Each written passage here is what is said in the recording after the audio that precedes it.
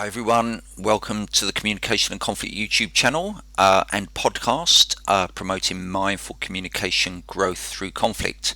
So today I'm going to talk about the idea of impasse in mediation. So the video is and podcast is particularly focused or targeted towards mediators, but it may be of interest to other people as well, because the whole idea of being stuck in a conflict might be of interest to various people watching, but it's particularly targeted at the experience of mediators who are facilitating a mediation, and they come to a sense that the participants they're working with are in impasse. Now, this is based on or informed by a workshop that I recently did for a community mediation service here in the UK.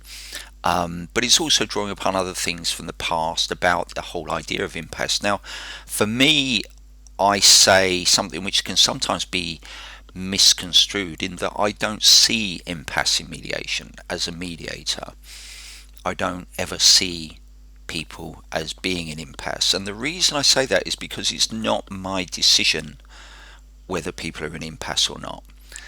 And for me, that's an important thing to establish, because there's a strong risk that if I decide that people are in impasse, that they're stuck in some way, they've come to a deadlock, they're entrenched, and these are some of the words that people came up with when they were talking about impasse in the workshop. If I decide that for them, there's a risk that I then continue to act in a way that assumes that they are stuck. Now, the thing is, we might look at two participants in a mediation and they may perhaps have gone silent, or they may not be giving each other eye contact, or they may be turned away from each other. And all of these things are things that we risk interpreting as meaning that they're stuck or they're in impasse and they're not going anywhere. So then our actions become one of what I would call rescuing, in that we kind of think we've got to do something to get them out of impasse. But of course, they may not feel themselves that they're stuck in the first place. Sometimes silence in a mediation can just be where people are stopping to consider something.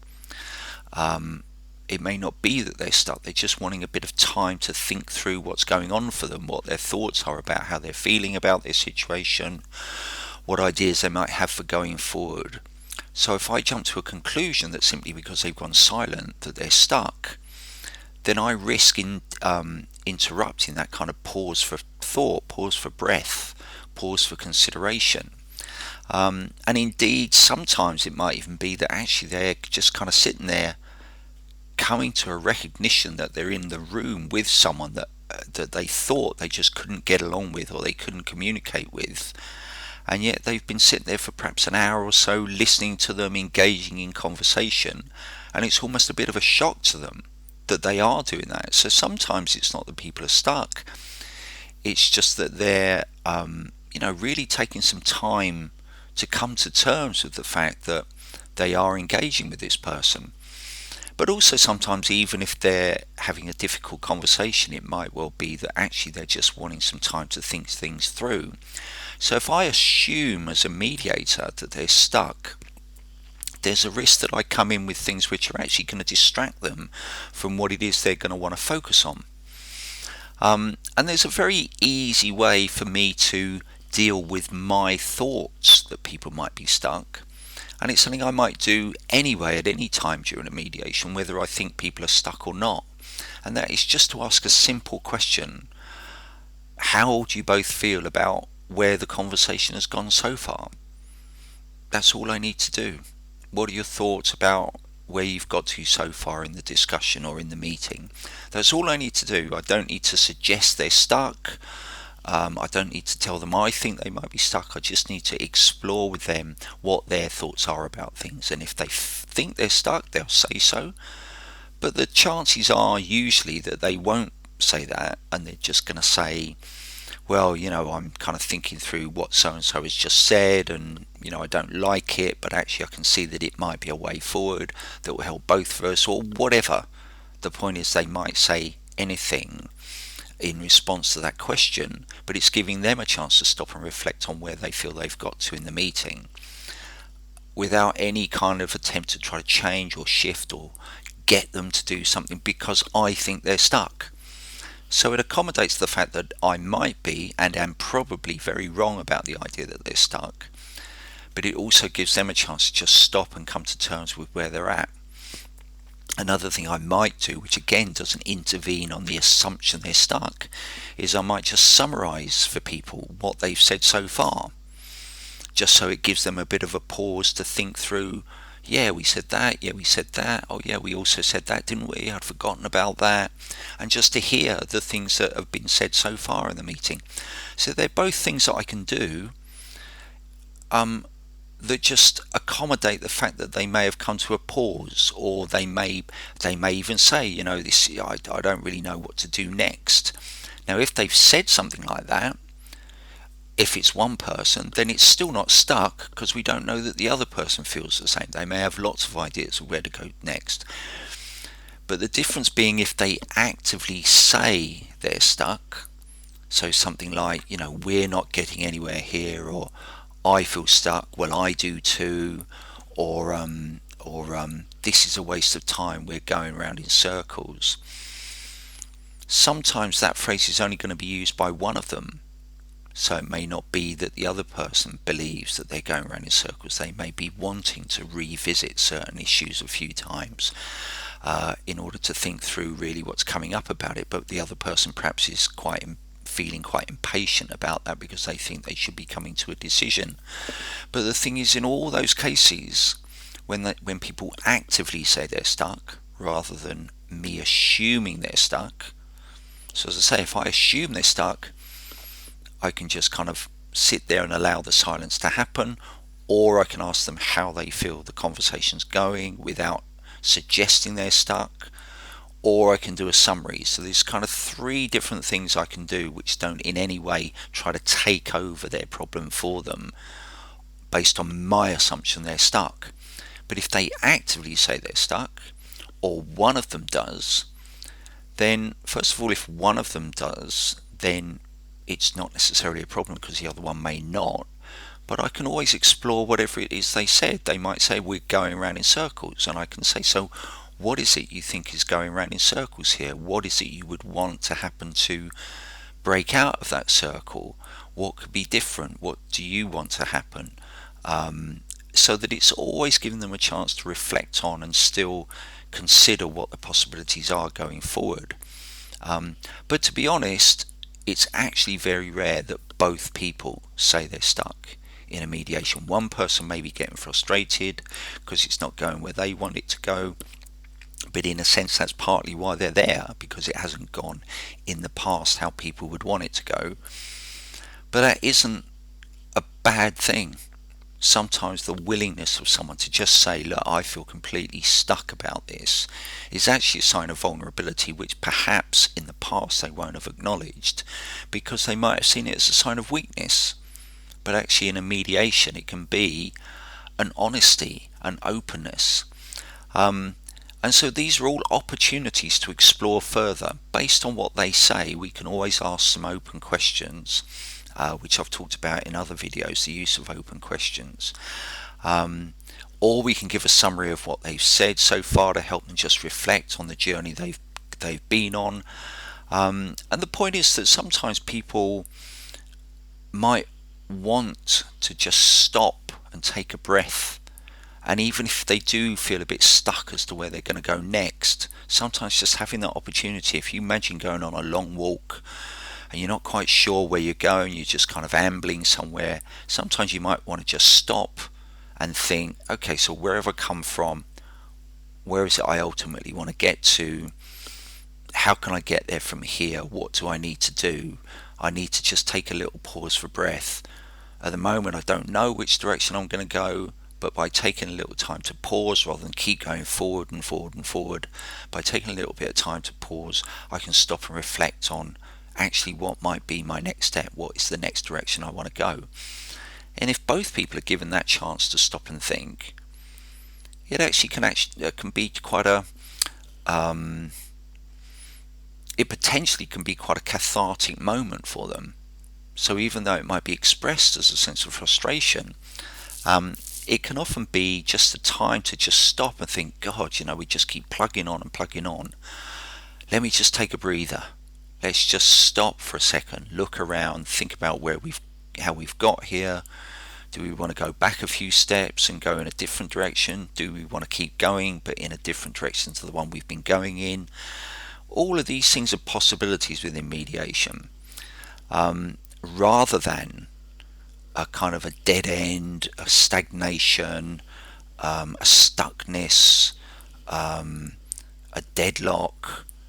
One of the some of the words that came up about impasse in the workshop, a couple of the words were the idea of breakthrough. And so impasse can sometimes mean that once you've had that chance to stop and pause, that people come to a breakthrough about what it is that they want to do and where they want to get to. When they recognise in each other that they're stuck, there's actually quite a good opportunity for them to connect with each other and empathise with the fact they're both feeling very frustrated. That can be an enormous kind of recognition in each other, rather than it be a major problem. The time it becomes a problem is when the mediator thinks they've got to fix it, because then by trying to fix it, instead of it helping, it then means the mediator's trying to drag people in a direction they think they should go, and that leads to resistance. And that's kind of counterintuitive to a lot of people who think their job is to fix people. But in mediation, as mediators, we're not there to fix people. We can't fix people. It's their difficulty. We're there providing a space in which they can create the answers for themselves. The second we get involved in trying to fix it, the risk is I start trying to drag one person in one direction and they hate it, and the other person's loving that idea. So suddenly it's like 2 against 1.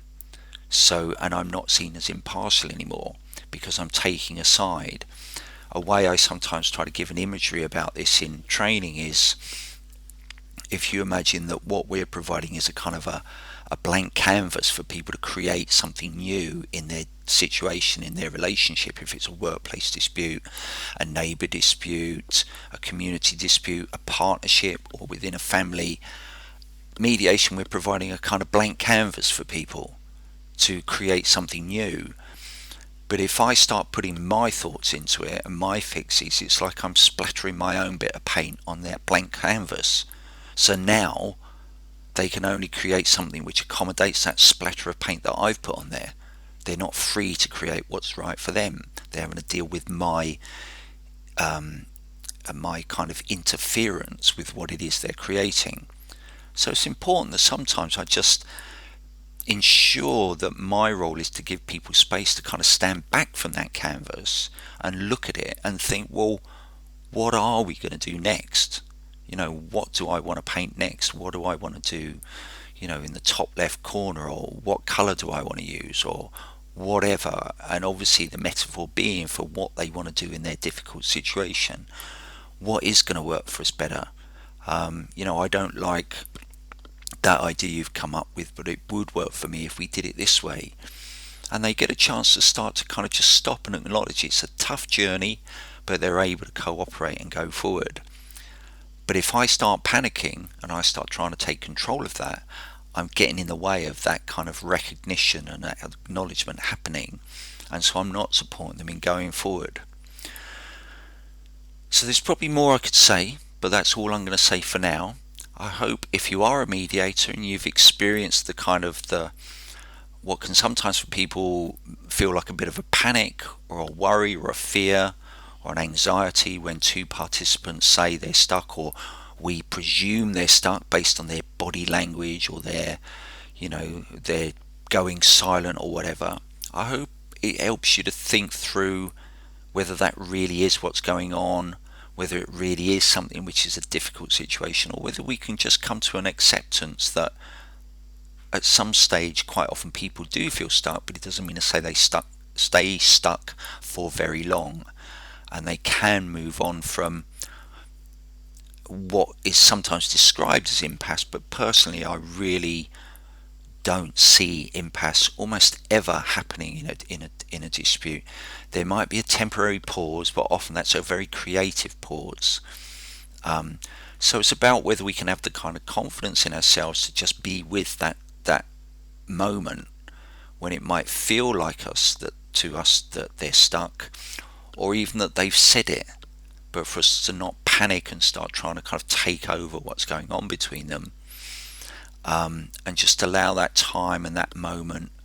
And if needed, maybe just ask a question, what would help to go forward, or just to summarize for people what they've said so far. But as I say, it might just be to allow that silence for a moment, to acknowledge that that's where they're at. And that can feel tough, because we think perhaps somehow they're looking to us, but the point is they're not looking to us to provide the answers. If they wanted that, they'd have gone to a different kind of process, where someone would just sit down and tell them what to do and they'd go away with it. But the point about mediation is about helping people to create the answers for themselves. And the challenge is always, when it starts to feel tough, that we start coming in thinking we've got to rescue people, but that's actually the worst thing that we can do. We can trust that they always have that capacity to create their own answers, but sometimes they just need to take a little pause and acknowledge that it's a difficult journey, but that they can move on from the point of having that kind of rest, which they may feel they've got to take, because at the moment of taking that pause, they're feeling a little bit unsure about which direction to go. But it never stays for long, so it's about us just being with people and supporting them in that place of stuckness. And I said I was going to finish, but I'm just going to add a little thing further.